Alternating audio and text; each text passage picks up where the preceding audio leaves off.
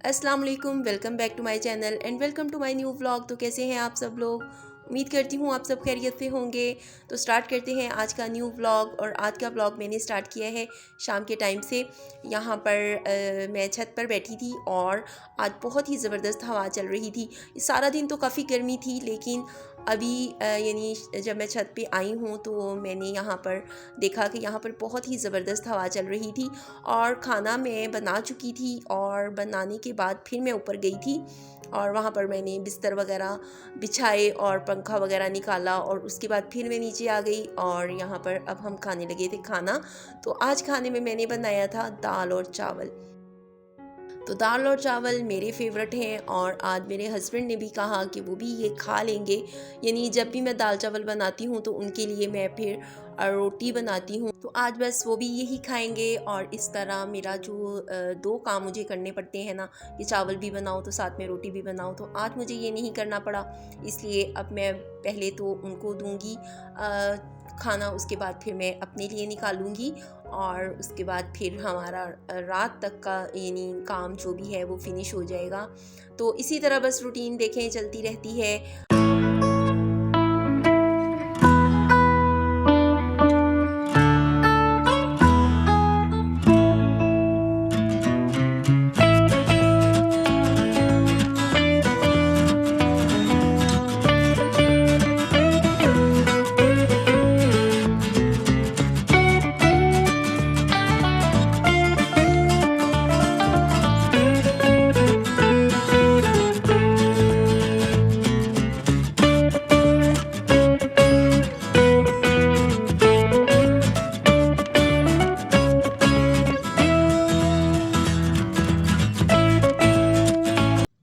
तो ये है जी नेक्स्ट मॉर्निंग और देखें बादल कितने ज़्यादा हैं और ये बारिश बरसाने वाले बादल थे, यानी इतने काले बादल थे। और वैसे भी अभी तो सूरज ठीक से निकला भी नहीं था क्योंकि ये फजर का टाइम था।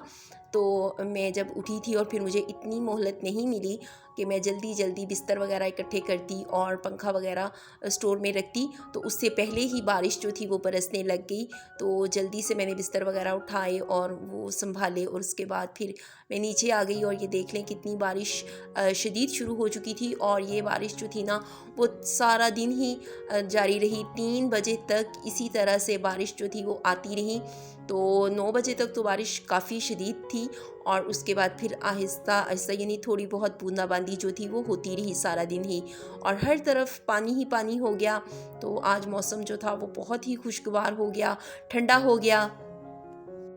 और जैसे ही बारिश आनी स्टार्ट हुई थी तो साथ ही हमारी लाइट जो थी वो चली गई और फिर तकरीबन 9 बजे लाइट हमारी आई। और उसके बाद फिर मैंने जल्दी से कपड़े प्रेस किए और साथ ही फिर मैंने नाश्ता बनाने की भी तैयारी की, क्योंकि नाश्ता जो था ना वो फिर मैं नहीं बना सकी क्योंकि लाइट नहीं थी और पानी भी नहीं था। तो फिर मैंने सोचा कि चलें नाश्ता देखते हैं, अगर तो लाइट आ गई तो फिर मैं बना लूँगी, अगर नहीं आई तो फिर मैं बाज़ार से मंगवा लूँगी। और जब इस तरह का मौसम होता है ना तो फिर मैं अवॉइड करती हूँ कि बाहर से भी कोई चीज़ ना मंगवाई जाए, क्योंकि ज़ाहिर बात है बारिश आ रही होती है ना जब, तो जो ये होटल्स वाले हैं वो कोई इतना मतलब चीज़ें सेफ़ करके नहीं रखते। तो इसलिए फिर मेरा दिल नहीं होता कि मैं बाहर से ऐसे मौसम में कोई चीज़ मंगवाऊँ। तो जैसे ही फिर लाइट आई मैंने पहले तो नाश्ता बनाया और उसके बाद फिर मैंने अपने और अपने हस्बैंड के कपड़े प्रेस किए, क्योंकि ये भी ज़रूरी है। किसी भी टाइम कहीं जाना पड़ जाता है तो मैं चाहती हूँ कि एक अदद सूट मेरा जो है वो प्रेस किया हुआ पड़ा रहे, क्योंकि आजकल स्कूल से तो मुझे छुट्टियाँ हैं, वरना कपड़े प्रेस किए हुए तो मेरे होते ही हैं। लेकिन आजकल जैसे कि छुट्टियाँ हैं तो बाहर जाने के लिए फिर अचानक से जब जाने का प्रोग्राम बने तो फिर कपड़े प्रेस नहीं होते। तो कपड़े प्रेस करने के बाद मैंने थोड़ी देर के लिए काम वगैरह अपने निपटाए थे, जो भी छोटे छोटे काम मुझे डेली करने होते हैं, यानी हर चीज़ को अपनी प्रॉपर जगह पे रखना और झाड़ पोंछ करना।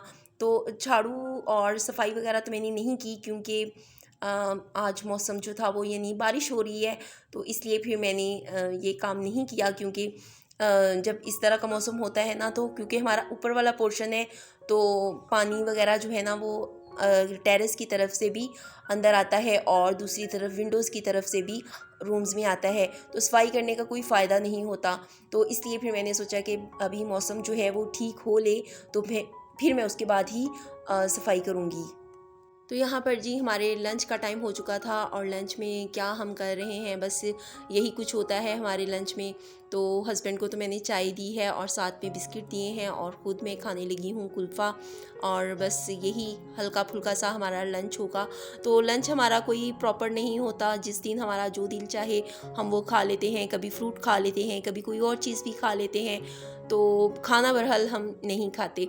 तो यहाँ पर जी मैं अब अपनी फेवरेट जो कुल्फ़ा है ना, आइसक्रीम, वो खाऊंगी, और उसके बाद फिर मैंने थोड़ी देर के लिए रेस्ट की है, और अब शाम का टाइम हो चुका था, और यहाँ पर मैंने भिंडियाँ धोकर रख दी थी, और जब ये खुश्क हो गई तो अब मैं इन्हें काट लूँगी, और बाकी की सब्ज़ी भी मैं बना लूँगी। आज मुझे बनाना है भिंडी गोश्त, और साथ में मैंने सादा भिंडी भी बनाई थी अपने लिए, और अपने हस्बैंड के लिए मैंने भिंडी गोश्त बनाया।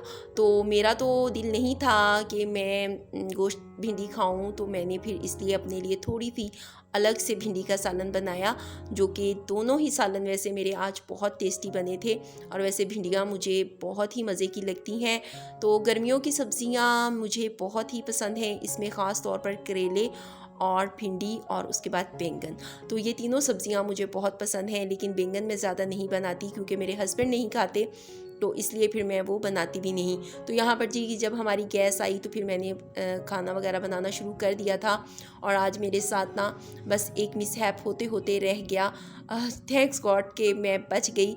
आज मेरा कुकर जो था ना वो यानी बस ब्रस्ट होने वाला था, और एंड टाइम पे बस पता नहीं मैं किस सोच में गुम थी, और अभी तक इसमें से गैस जो थी ना वो मुकम्मल निकली भी नहीं थी, और मैंने इसे ओपन कर लिया। और जैसे ही मैंने इसे खोला ना, तो यकीन करें ये जो भी पानी था ना गोश्त का, वो सारा ऊपर को मतलब निकल के आया। और थैंक्स अलॉट के मेरे यानी फेस तक पे ये काम नहीं हुआ, और अलबत्ता मेरा चूल्हा और ये जो किचन का मेरा जगह थी ना, वो सारी पे पानी जो था वो फैल गया। लेकिन मैं बिल्कुल एंड टाइम पे मैंने अपना फेस जो था और हाथ पीछे कर लिया, और इस तरह से मेरी बचत हो गई। तो बहरहाल जो चीज़ मैं कहती हूँ ना, हमेशा मैं अक्सर प्रेशर कुकर बंद करते हुए ये सोचती हूँ कि जब ये खोलती हूँ तो मैं ये सोचती हूँ कि कहीं ऐसा ना हो कि ये बर्स्ट हो जाए।